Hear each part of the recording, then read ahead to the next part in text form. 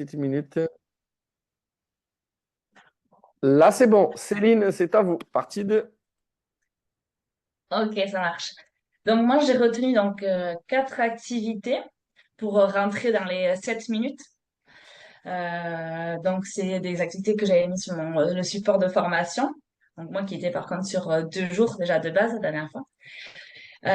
Donc sur ces quatre activités, j'ai séparé deux activités centrées sur le ressenti des personnes, sur nous-mêmes, et deux autres activités centrées sur le domaine d'activité des stagiaires. Donc là, en l'occurrence, c'est dans le milieu hospitalier. Alors, j'avais fait un petit support, je sais pas si je l'utilise, sinon je vais essayer de me faire comprendre. La première activité, donc là, c'est Tu veux basé sur... partager les supports, Céline? Moi, si j'y arrive, Ah ouais, tu peux. je Attends. fais partager. Ouais, il faut que je te libère le truc ici, normalement. Allez, on t'écoute. Alors, je vais partager, hein. Je sais pas comment faire.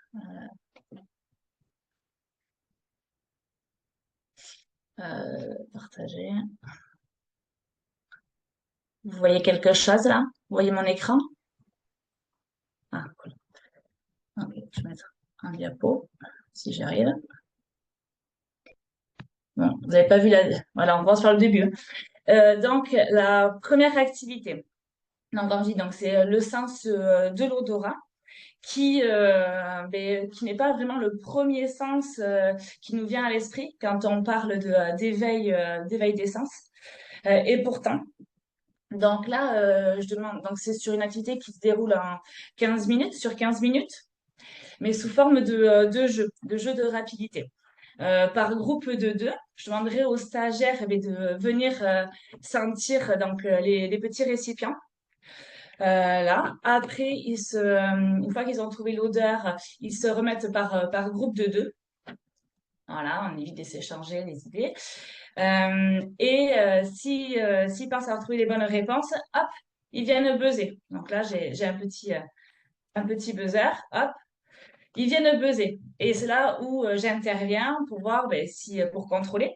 Si tout est OK, eh bien, le jeu s'arrête là et on passe à un petit débriefing. Si c'est une erreur, eh bien, ça continue. Voilà. Pourquoi cette activité-là?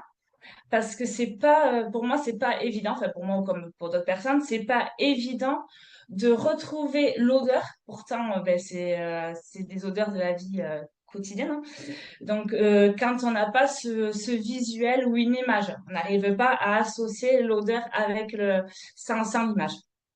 Donc voilà, donc c'est pour éviter, c'est aussi pour couper, au bout, comme on avait dit, si cette diapo, hop, on met une activité. Donc là, c'est assez dynamique.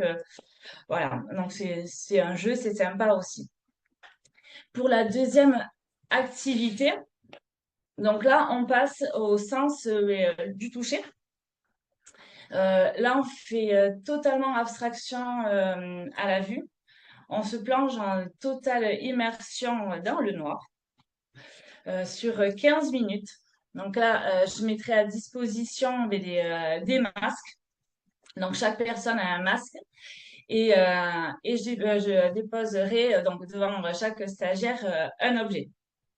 Là, je laisse le temps de l'analyser, le manipuler, sans commentaire. À partir du moment où j'en aurai le go, là, ils pourront lever la main s'ils ont retrouvé cet objet-là. Cet exercice, on peut le faire sur trois objets. Là, pourquoi cette activité-là, pour moi, est importante?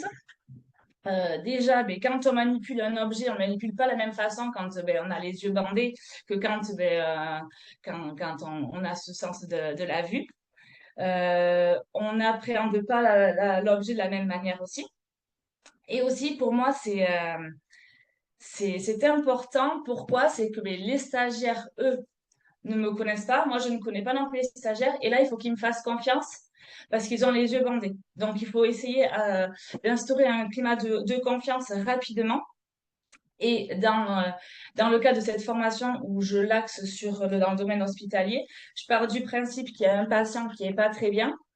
Euh, comment, comment je peux réussir en tant que voilà, soignant, comment je peux réussir à ce qu'il ait confiance en moi en peu de temps, mais lui dire, voilà, vous allez être bien grâce à cette approche multisensorielle. Donc, c'est pour voir aussi la complexité que ça peut avoir. Voilà pour la deuxième activité. La troisième, donc là, on part vraiment on est sur le vif du sujet. On part du principe que c'est bon. Les stagiaires, ils maîtrisent, donc on a déjà vu les différents sens, on a déjà abordé tout ça. Et maintenant, ben, on va parler vraiment de l'approche Snow-Zélène, mais spécifique à leur domaine d'activité, donc le domaine hospitalier. Je le décompose à 2 fois 2 minutes. La première partie, euh, les personnes donc, devront répondre sur un post-it à une question. Donc là, la question orange, pourquoi avons-nous besoin de l'approche nos élèves dans notre métier? Donc là, 3 réponses possibles. Et la deuxième, à quel moment de la journée ou du séjour hospitalier c'est intéressant d'amener cette approche-là.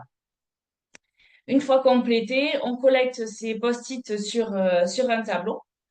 Et dans les 10 prochaines minutes, là, on va faire une classification donc pour trouver des objectifs communs, pour être le plus pertinent possible pour après amener le bien-être aux patients.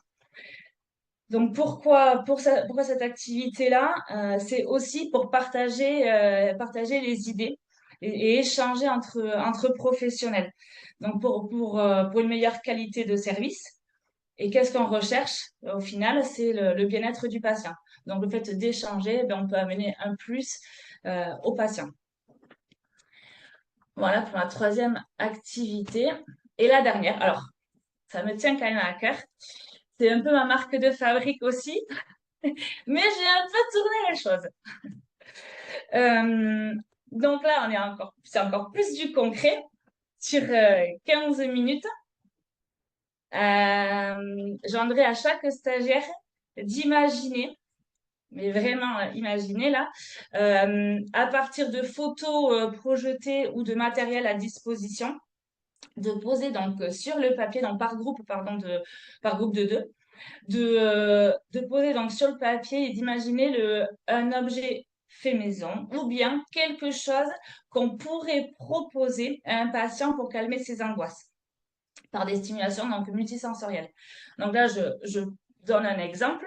J'ai un patient qui est angoissé, qui est vraiment angoissé. Donc là, je vais lui demander, moi, de fermer les yeux. Donc, on a établi cette relation de confiance aussi avant. Donc, je lui demande de fermer les yeux.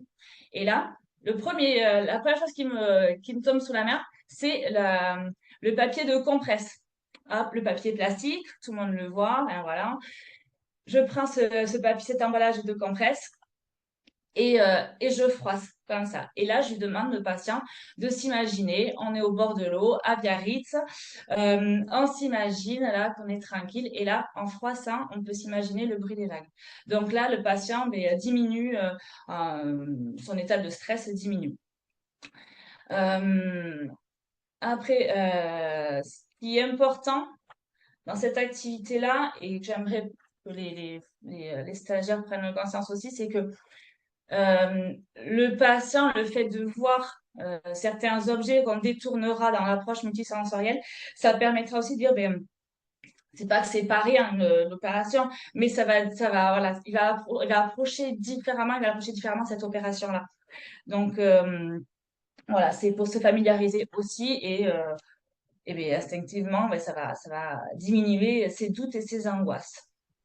Voilà. Et c'est comme un peu comme quand on parle des enfants qui partent pour la petite enfance, on part en balade et tout, bon, on écoute les bruits, Mm. qu'est-ce qui nous entoure, et bien là, c'est pareil. C'est euh, c'est dans leur environnement actuel qui est ben, dans le milieu Mm. hospitalier. Voilà pour mes 4 activités principales, on va dire. C'est très bien, Céline, c'est très bien. Alors, tandis Après, que j'arrête le c'est, partage. ah oui, c'est important que je le dise quand même, Céline. Ce n'est pas parce que la dernière fois, je te dis qu'il fallait pas y rester trop de temps là-dessus, que je le fais pas. Je le fais aussi sur un temps réduit.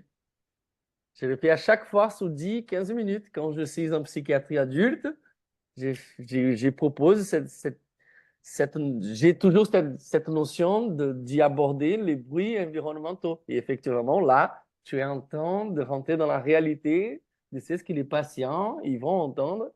Et ça, je suis assez d'accord. Là, on y est. D'accord? Et l'activité 3, elle me plaît énormément dans le sens où ça permet aux stagiaires de se projeter dans la pratique, hein, d'y comprendre à quel moment, de projeter dans les plans de soins, etc. J'ai adoré.